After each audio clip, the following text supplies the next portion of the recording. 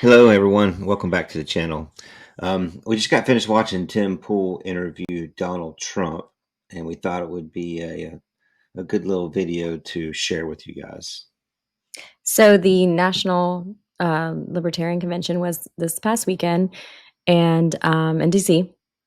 And he actually, Donald Trump was a guest and speaker, as some others were as well. And so we do want to make some videos about that. But tonight, Tim, he posted his video of his interview. It was a private interview just between the two of them, but it was at the convention.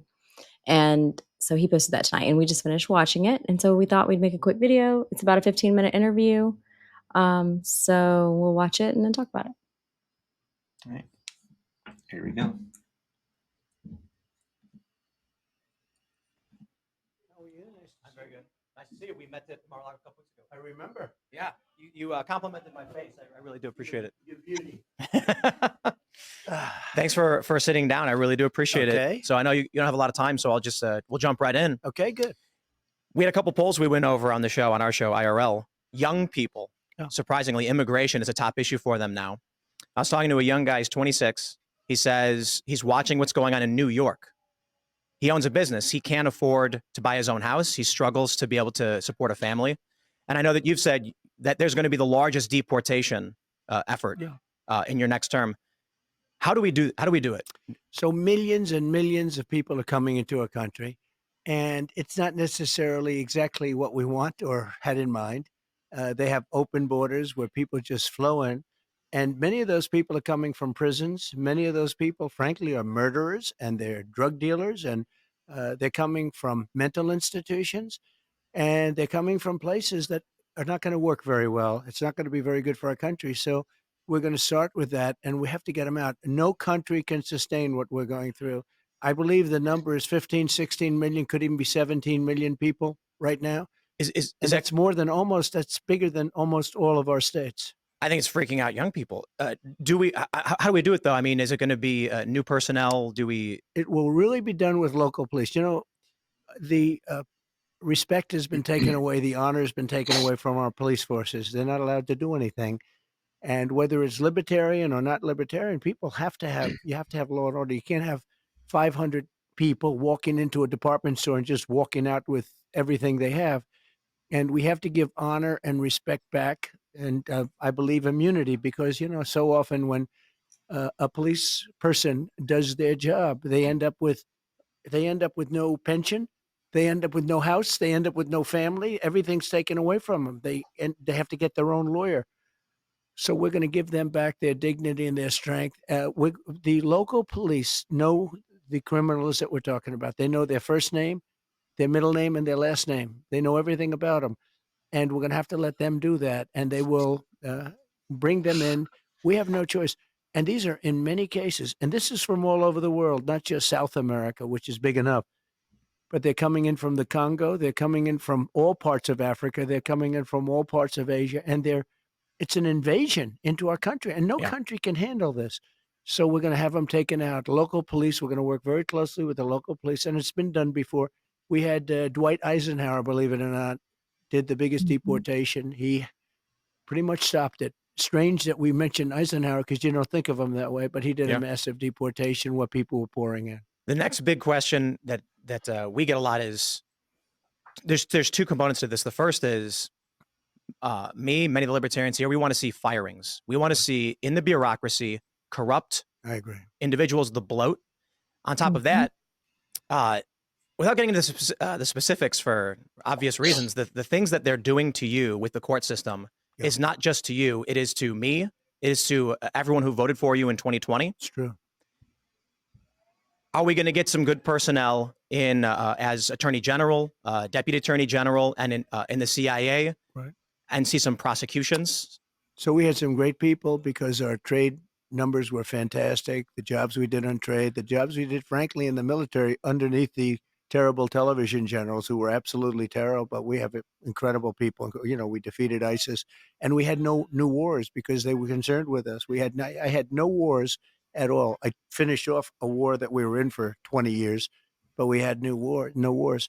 And we have to get the right people. It's all about the people. So when I first came here, I was only in Washington 17 times in my life. All of a sudden, I'm president. And I really knew nobody. I relied on people. Some were good, some were rhinos, some gave us some bad advice. And generally speaking, we had very good people. But we had some that we have to do better. Attorney General, we have to get a great Attorney General. And I'd work with the Libertarian Party on that. I think it's very good because, I view the Libertarian Party as almost a party of common sense, largely of common sense. And I say that about the Republican Party, too. We're a party of common sense. You want borders, but you want fairness. You want a lot of things that a lot of other people don't talk about. So we will work with a lot of people to get the right people in. The difference is I now know sort of everybody. Yeah. And I'm not having to be relying on people that I didn't know very well and listen to their recommendations. And I think we're going to have phenomenal people. I know the people. I know the good ones, the bad ones, the weak ones, the strong ones. I think we're going to have great people. We're friends with Kash Patel. He was on the show just before you, and that gives me a lot of confidence. Yeah. Kash is fantastic. Yeah, absolutely. He's an example of a good one. Yep. We have some great. So I just wanted to kind of stop it there because I know it's been going for a few minutes and just talk about what they've talked about so far. I do like the questions that Tim is asking. And he seems to be answering them. Yeah. Because sometimes it's like, it's hard to get a straight answer. And I know that they're kind of limited on what they can say and specifics and everything. Yeah. I've heard him talk about mass deportation before, but not really how. And it kind of sounded like he wasn't going to answer it again, but he asked again because it's Tim. He's persistent. And he got a little bit more specific on it about taking it down to the local level, local police. Now, I hope that he's going to help fund this. And maybe have like a task force or something, and have a protocol and a plan in place of, because it doesn't need to be this. I don't know. I feel like you could look at it and it kind of could be this like horrific. Yeah. Because it's not everyone, not every single person is a murderer that's coming across, but then there are people that are dangerous, and there are people that are kind of, I think, taking advantage of the fact that there are people that are desperate and are trying to come into our country for a better life, and then there are people that have sinister and bad intentions. So you got to have a screening process or something. I know there's families that come across, because I've seen videos of families, but it's just like video after video after video of nothing but young men. Yeah, I've seen that too. Coming across without families. Right. That's what worries me. Oh yeah, me too. The problem is if you just leave it up to the local police, you're going to have some states deporting and then some states not doing anything. California's not going to deport anyone. There's not. The sanctuary cities, they're going to let them remain. Well, I think there should be some accountability held there. Whereas, like, if you're going to allow these people to stay in your state, then you need to, have some sort of account for how many and their whereabouts and what they're doing, and they're going to have to be responsible for them to make sure they're not out committing crimes, or that they're not leaving the state and going and wreaking havoc somewhere else if that were to happen. So I do feel like there has to be some kind of you just cut off federal funding there. You cut off federal funding to those states that don't. It's easier said than done, I think, though. Well, I think it can be done. Well, anything can be done. But anyway, I thought that was really interesting. And then also what he was just talking about as well, because I know that's been a thought and a concern of mine, was if he were to become president again, is he going to be more choosy with his cabinet, with his, who he's going to choose and things like that. And I do see where he's coming from. In the beginning, he was not familiar with a lot of the people, and that's a lot. I get it. And there's some people that he thought he could trust and obviously could not. And so I think, lesson learned, but I hope he just kind of he's more selective. Yeah. And, more choosy in who he trusts elected, and who he I think places. I think he's learned his lesson. He's going to be a little bit more choosy if he's elected. So that's good. Yeah, So that's good. yeah, we I can guess keep we'll watching see. unless you have something else. Nope. Okay. Good. Great people, but Cash was a great example. Devin Nunes, as you know, he's fantastic. Absolutely. We have so many great people. So when it came to foreign policy, I'll be honest, I didn't vote for you in 2016. I was jaded. Obama let me down. I'm from Chicago. I thought 2016 was silly. And then in 2020, with the timeline for getting out of Afghanistan, Right. when you tried to get our troops out of Syria, my question is, why are we in Syria? Who even knew? Yeah. And they lied to you and they lied to us about the number of troops in there. And so maybe it's a bit blunt for me to say I want to see people prosecuted for the lies of the American people. But in terms of foreign policy, perhaps it's a little bit of a biased interview, but I think you're the greatest president of my lifetime. I appreciate it. And ending the wars that we should not have been involved in. Now the fear is World War III. Yeah. What are you looking at when you enter your next term to stopping the escalation? Well, first of all, I'm the only one that is going to stop World War III, because this man can't put two sentences together. He doesn't know what he's doing, doesn't know where he is. And amazingly, it seems like he's going to be running. You know, it's a lot of people say, do you think he'll make it to the starting gate? Well, we'll see what happens. But if you look at Viktor Orban, because we don't want to see wars. I don't want to see wars. I was in no wars other than we finished a war with ISIS and we completed it, 100% complete. But I don't want to see wars. I think it's so horrible, so unnecessary, so costly in terms of lives and money in that order, and destroying these countries. You know, you're destroying culture. When you look at Ukraine, that would have never happened if I were president. You look at the October 7th attack on Israel, it would have never happened. Why are I look at your policies, I see secure the borders, bring jobs back. I look at the Democrats and many Republicans, and it's foreign war and foreign expansion. That's right. What is that? I think it's just a failed mentality. It's crazy. You can solve problems over a telephone. Instead, they start dropping bombs. I see recently they're dropping bombs all over Yemen. You don't have to do that. You can talk in such a way where they respect you and they listen to you. Viktor Orban of Hungary, you know, the leader, they call him a strong man. Who cares if he's a strong man or not a strong man? He's a very powerful guy. He said the problem the world has is that Donald Trump is no longer president. When he was president, China didn't play around, Russia didn't play around, nobody played around, and we had no problems. Today, the whole world is on fire. I heard that funny, there's a conversation from a phone call where you said that there was they maybe thought there was a 5% chance you'd nuke them. And so it kept them in line. It's kind of scary to think about, but you take a look at the weakness we have now with Ukraine and the money that we are wasting. You know, I'll bring it back to the economy. This young guy I was talking to about immigration. Actually, I'll put it this way: there's a viral video where a young man screaming that we're sending hundreds of billions to a country no one's ever heard of, and young people are hurting in this country. Do you see any direct economic policy that is on your list for 2025? Direct economic, but also direct in terms of warfare. We're spending hundreds of billions of dollars all around the world. But when you look at Ukraine, we're giving all of this money. Europe, which is much more affected by that war than us, is spending just a tiny fraction of what we're spending. And you say, does anybody at least get involved in this? But more importantly, I will end that war. I'll get it ended. Putin respects me. Zelensky respects me. I know all the players, and I want to get that war ended. It's a horrible war. It's a terrible, there's no good war, but that's a horrible war. And to think it would have never started. It would have never started. If the election turned out like it should have turned out, that war would have never started. I mean, and you know, the number of lives we're talking about is far greater than the numbers that you hear. When they blow up a town, or when they blow up these buildings, these massive buildings, surprisingly, I mean, these are big. That was my business. These are big, powerful buildings. And they come tumbling down to the ground and they say nobody was injured. A lot of people were killed. Yeah. And the numbers are a lot different than you think. When you will see that happening. When those numbers really get announced, you're going to see it's much worse than people think. Here at the Libertarian Party National Convention, they had one of their, I believe one of their presidential nominees said he wants to see Fauci, the heads of Moderna, Pfizer, Biden, and you locked up for what happened during COVID. I don't agree with them, but there is a big sentiment. Elon Musk tweeted, prosecute Fauci. Fauci lied to Congress about the gain-of-function research. So this is definitely a topic that I am pretty passionate about. Yeah.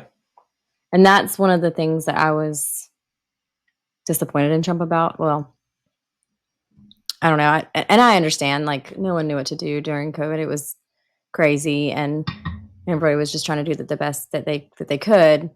But I don't know, it's a very controversial topic, but I just feel like all the things that have come to light now and are still coming to light, there should be some accountability. Yeah, totally. I feel like it's a topic that it's like a hot potato. No one wants to touch it. Like no one wants to talk about it. And it's like, we're just like, I guess, forget about it and pretend and let it go away. And I'm like, no, I don't. No. And maybe that's just my opinion, but I worry that, I don't know. What do you think? I think there should be some accountability. There was some decisions made. There just needs to be some accountability. And there were just some things that were happening, that were going on, that were just not good. Yeah. It shouldn't have been happening. And I guess for me, I'm like, how do we know that won't happen again? Like, how do we prevent that? Mm-hmm. But yeah. So we know Fauci won't be there, so that's true. But I mean, we don't want to have like another, anyway, somebody like him. But back to what he was just talking about the wars, and that's also another topic too, because I know a lot of people are worried about everything that's been going on with Ukraine and Russia, and that's been a hot topic for a while now, and it's really hard to believe that that's been going on as long as it's been going on, and it doesn't seem to be getting any better. It just seems to be this it's an ever-ending money pit for us. Yes. And meanwhile, we're struggling as a nation and going further and further into debt, and then we just keep printing money, and then we just keep dumping money that we don't have, like on something that we don't want.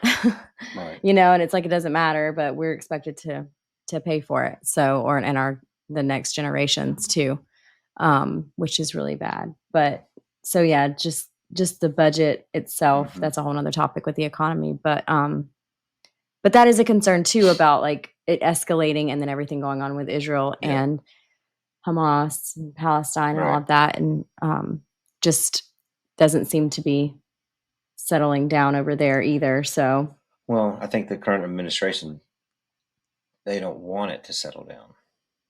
It's an election year too, so you have to keep that in mind. Like there's a reason why everything's on fire, because there's a lot of people making money right now. That's true. Yeah.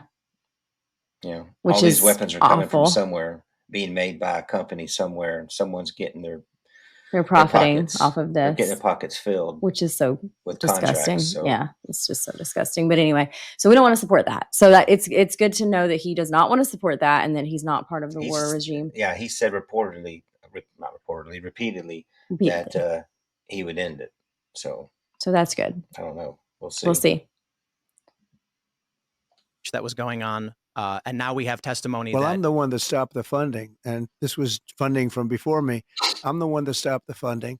Fauci wasn't a big player in my administration like he was after I left. I mean, Biden made him the king of everything. And if you take a look at that, Fauci was not the big player with me that he was. And in fact, I did things that he didn't want to do. He wanted to keep it open to China. I said, you got to close it to China, because it was all coming out of China. It was coming out of Wuhan, which I said right at the beginning. But the other thing is, and what people don't realize, I believe in federalism. I gave the power to governors. Some governors did a great job. In all cases, they were Republicans. And some, like in South Carolina, Henry McMaster, kept everything open. Others didn't. The Democrats did a bad job, very bad job. But basically, I gave that power over the states. I gave it to the governor. I gave it back to the states. And I think it's something which, when people realize that, it's something that they respect. Will there be accountability for the lying to Congress when you get to appoint your new AG, deputy AG? Yeah, and we'll take a look at statute of limitations, because, the statute of limitations are quite long. And we're going to be looking at that very seriously. Yeah. I got one big question for you. So real good. Part of my family comes from Korea. Good. And you did what I think is one of the most tremendous things. You crossed the demilitarized zone into North Korea with no security as a sign of goodwill and peace with the hostile nation. And I've had people tell me it never happened. So I think people need to know about it. I'm wondering if you can just tell me how did that happen? How did it come to be? And it hasn't happened since. Yeah. And when I met with, with the handoff, you sort of meet with the previous president for a period of time. The meeting lasted for quite a while. With President Obama, you sit in the Oval Office and you talk, and the press is outside, and you talk for a little while. He said the single greatest threat we have is North Korea. And I said, have you called them? Have you tried to talk to them? Little things like that. And didn't matter what the answer was. He felt that was the single biggest threat in the world was North Korea.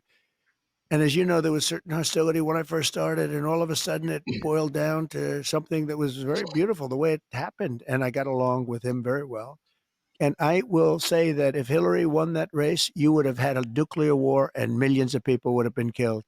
And you weren't even close to that. It never happened. It was never going to happen. I got along great with him, and it just never was going to happen. Were you at all scared in any way when you crossed into an enemy country?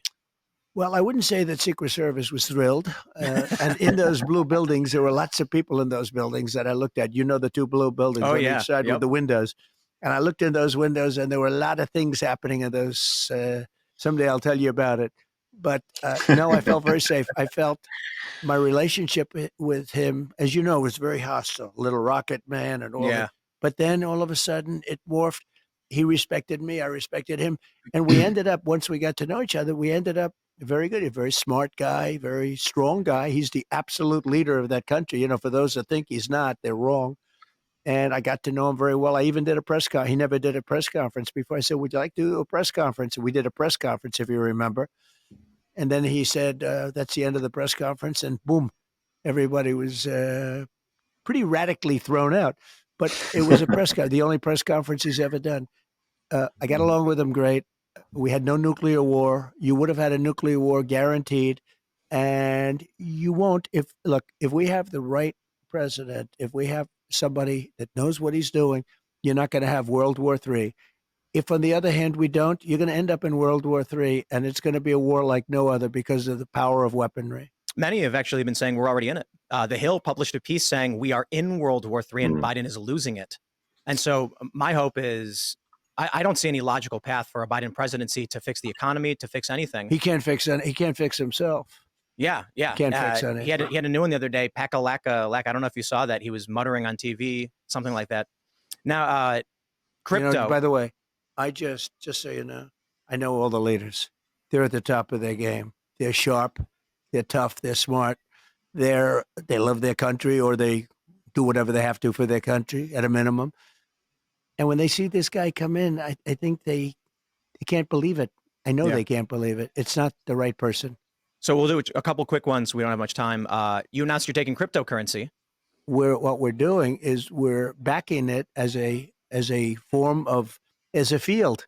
And we have to, because otherwise somebody else is going to be doing it from another country. And as you know, they're already trying. Yeah. And it's going to happen, and we're going to help it happen. And it's something that can be very good. I think it can be very good. No central bank digital currencies. No digital, no central bank. And one more big one. Will you pardon Julian Assange? Well, I'm going to talk about that today, and we're going to give it very serious consideration. And we're going to have a couple of other things to say in the speech that I think you're going to love. I've heard some rumors. And you've gotten so much out of me, I should leave a little bit for the speech, don't you think? Mr. President, it is an honor and a privilege. I really do appreciate you sitting down with me. And you're very respected, I have to say. When I did a little research, and some of my guys said, and I met you before, but they said just a very respected guy. It's my honor. Even though we're keeping that big crowd, that's the biggest crowd they've ever had. We're keeping them waiting just for this interview. So congratulations. Thank you so much. Shall we? Thank you, my friend. Thank you. Appreciate it very much. Great. Thanks. That was fun. That was fun. We're not gonna yeah.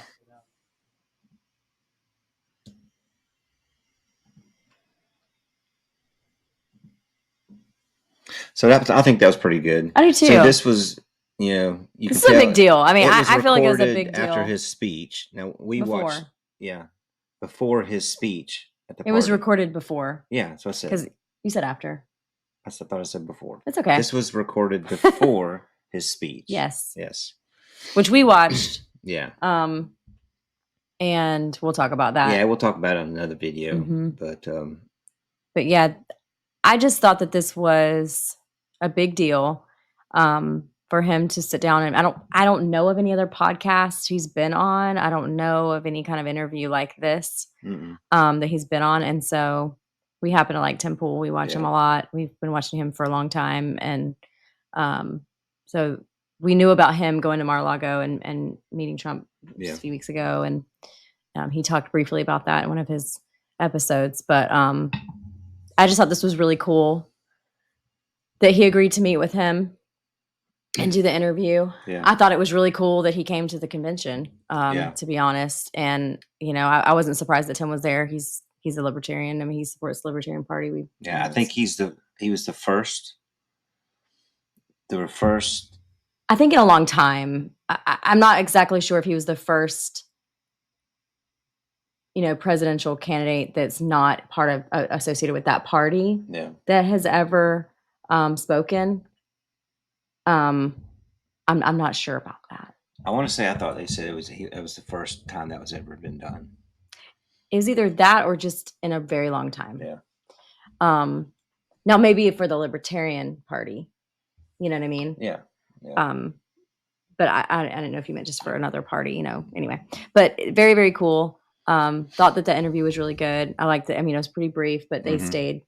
He's a good interviewer, obviously, and he knew his talking points and he knew his questions and everything. And I thought he did a really good job. I think so too. And I thought it went really well. And I thought that, it was some of the things that Trump hasn't really talked about. I mean, I haven't watched all of his rallies or anything like that. I've watched a couple of them, but it's not the same. Not his same old, that he usually does at his rallies. Right. So it was kind of nice seeing more of more of a one-on-one interview, more of a personal, type situation, and more like where someone's asking him questions and he's answering them, which is, I like that style. I think you get more of an honest approach. I think it just seems more comfortable, more authentic, more of a genuine conversation, which I feel you get more out of that. Right. I think the audience gets more out of that as well. Right.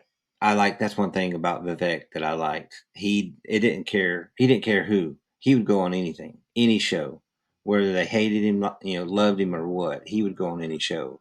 And I really respect that. He went on a lot of different podcasts. Yeah, he did. Yeah. And even his town hall meetings too. He took a lot of questions from the audience, and there were some that people did not like him, gave him a hard time, and he just he didn't care. He was respectful, and and he also spoke at the convention, and we'll also talk about that too in another video. But so anyway, that's really all I have on this one. Yeah, me too. Yeah, me too. We just wanted to hop on here and share this with y'all. If you didn't watch it, the whole podcast in general was good. He had Kash Patel on before the. Well, I really like him a lot. It was really too. Good. So if you haven't watched it, definitely go back and give it a watch. Go give it a watch. But that's it for me. Yep. All right. Well, we sure appreciate y'all tuning in, watching our show. Yeah, please like and follow our channel and subscribe. And if you could share as well, we'd really appreciate it. We're new and we don't have a lot, but we're going to be putting out more videos. So we appreciate you being with us and being patient with us as we're learning. That's right. But we're having fun. So that's what matters. And we do really appreciate your support. So thank you. We do. Thank you so much.